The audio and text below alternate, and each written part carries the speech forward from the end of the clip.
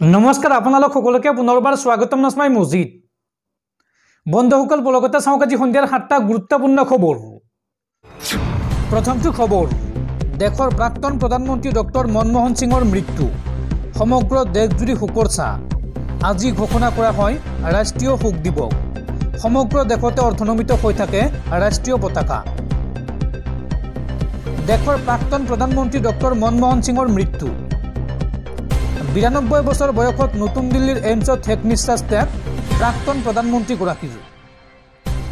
নিশাই নশ্বৰদে লৈ যোৱা হয় দিল্লীত থকা তেওঁৰ ঘৰলৈ। সমগ্ৰ দেশজুৰি শোকৰ ছাঁ আৰু আজি ঘোষণা কৰা হয় ৰাষ্ট্ৰীয় শোক। এসপ্তাহৰ বাবে সকলো দলীয় কাৰ্যসূচী বাতিল কৰিছে কংগ্ৰেছে। দেশৰ অৰ্থনৈতিক সংস্কাৰ উদাৰীকৰণৰ জনক আছিল ডক্টৰ মনমোহন সিং। 90 দশকত ভাগি পৰা দেশৰ অৰ্থনীতি উদ্ধাৰ কৰিছিল তেওঁ। PV নৰসিংহ ৰাও মন্ত্ৰীসভাত বিত্তমন্ত্ৰীৰ দায়িত্ব পালন কৰিছিল তেখেতে। আৰু কাইলৈ নতুন দিল্লীত ৰাষ্ট্ৰীয় মৰ্যাদাৰে সম্পন্ন হ'ব শেষকৃত্য। বাৰ্ধক্যজনিত অসুস্থতাত কিছুদিন ধৰি ভুগি আছিল প্ৰাক্তন প্ৰধানমন্ত্ৰীজনে। আৰু বৃহস্পতিবাৰে নিশা সংকটজনক অৱস্থাত ভৰ্তি কৰোৱা হৈছিল এইমছত।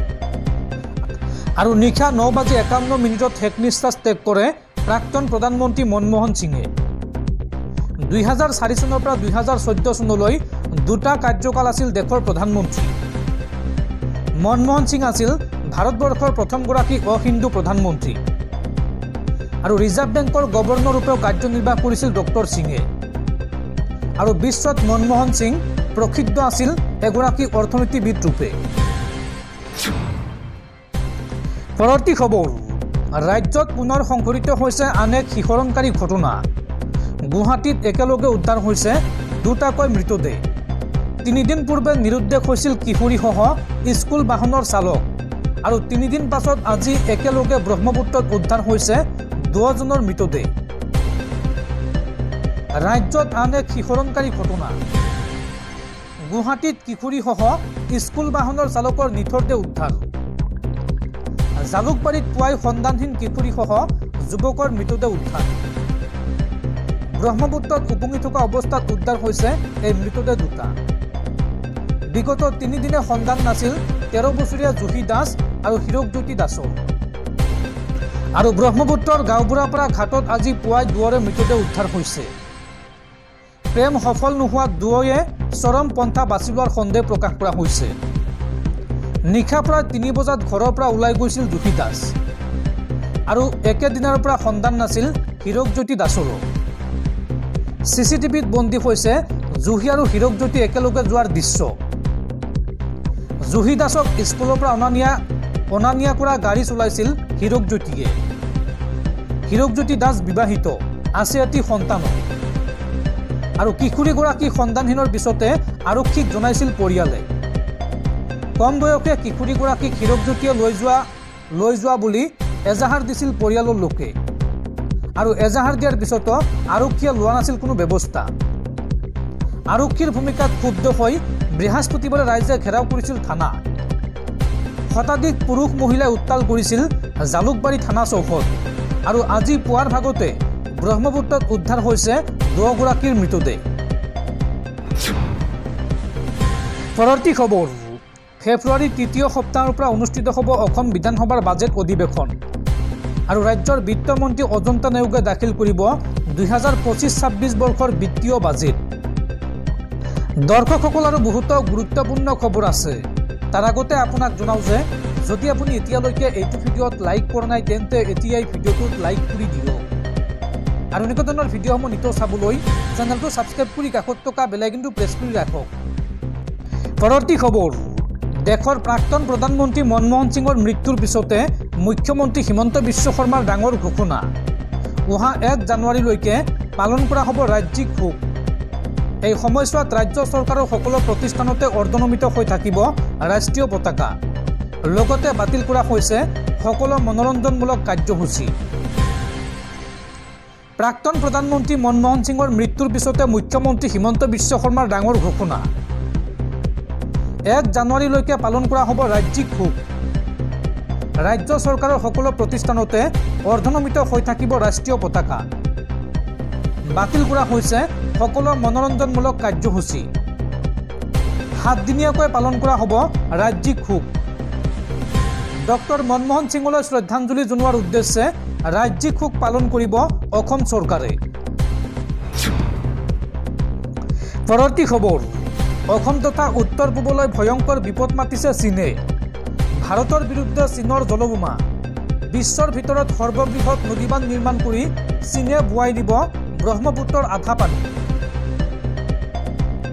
ভাৰতৰ বিৰুদ্ধে এইবাৰ চীনৰ জলবোমা। অসম তথা উত্তৰ পূবলৈ ভয়ংকৰ বিপদ মাতিছে চীনে। ব্ৰহ্মপুত্ৰত চীনে নিৰ্মাণ কৰিব সৰ্ববৃহৎ নদীবান্ধ। ব্ৰহ্মপুত্ৰৰ ওপৰত তিব্বতত বিশ্বৰ সৰ্ববৃহৎ নদীবান্ধ নিৰ্মাণত অনুমোদন চীনৰ। ভাৰতৰ সীমান্তৰ নিচেই কাষতে 137 বিলিয়ন মাৰ্কিন ডলাৰ ব্যয় সাপেক্ষে নিৰ্মাণ হ'ব এই নদীবান্ধ। বছৰি উৎপাদন হ'ব 300 বিলিয়ন কিলোৱাট বিদ্যুৎ। বিশ্বৰ বৃহত্তম জলবিদ্যুৎ প্ৰকল্প 3 ব্ৰজেছ ডেমতকৈও 4 গুণ বৃহৎ হ'ব এই ব্ৰহ্মপুত্ৰ প্ৰকল্প।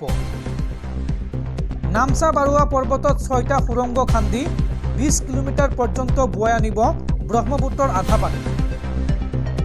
এই বান্ধ নিৰ্মাণ হ'লেই অসম অৰুণাচলৰ জীৱন ৰেখা ব্ৰহ্মপুত্ৰৰ পাৰিপাৰ্শ্বিকতাক লৈও আহিব ভাবুকি।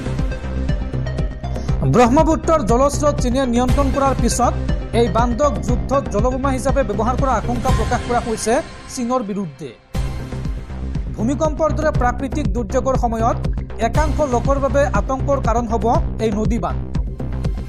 আৰু এই নদীবান্ধে প্ৰচণ্ড ভাবুকি কঢ়িয়াই আনিছে ভাৰত আৰু বাংলাদেশলৈ। পৰৱৰ্তী খবৰ, ৰাজ্যৰ লাখ লাখ চৰকাৰী কৰ্মচাৰীলৈ ভাল খবৰ। চৰকাৰী কৰ্মচাৰীক লৈ বৃহৎ সিদ্ধান্ত অসম চৰকাৰৰ। 5 লাখ টকাৰ পৰা 1 কোটি টকা পৰ্যন্ত আৰ্থিক সাহায্য দিব চৰকাৰী কৰ্মচাৰীক। আৰু 1 জানুৱাৰীৰ পৰা কাৰ্যকৰী হ'ব এই সিদ্ধান্ত। অসম চৰকাৰে চৰকাৰী কৰ্মচাৰীক লৈ কি বৃহৎ সিদ্ধান্ত গ্ৰহণ কৰিছে চাওঁ আহক। চৰকাৰী কৰ্মচাৰী পৰিয়ালৰ বাবে বৃহৎ সিদ্ধান্ত অসম চৰকাৰৰ। 5 লাখ টকাৰ পৰা 1 কোটি টকা পৰ্যন্ত আৰ্থিক সাহায্য দিয়াৰ সিদ্ধান্ত অসম চৰকাৰৰ। কি কি ক্ষেত্ৰত লাভ কৰিব এই বৃহৎ আৰ্থিক সাহায্য চাওঁ আহক। চৰকাৰী কৰ্মচাৰী কৰ্তব্যৰত অৱস্থাত মৃত্যু হ'লে পৰিয়ালে পাব 5 লাখ টকাৰ পৰা 10 লাখ টকা। ইয়াৰ উপৰি থাকিব অতিৰিক্ত লাইফ ইঞ্চুৰেঞ্চ। য'ত কৰ্মচাৰীগৰাকীৰ দুৰ্ঘটনাত মৃত্যু হ'লে পৰিয়ালে লাভ কৰিব 1 কোটি টকা।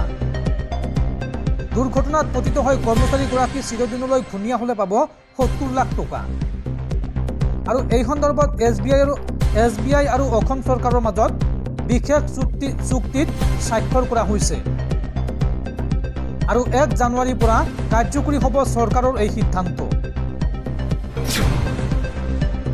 পৰৱৰ্তী খবৰ, ভাৰত ম্যানমাৰ সীমান্তক লৈ হঠাৎ তৎপৰ হৈছে কেন্দ্ৰীয় চৰকাৰ।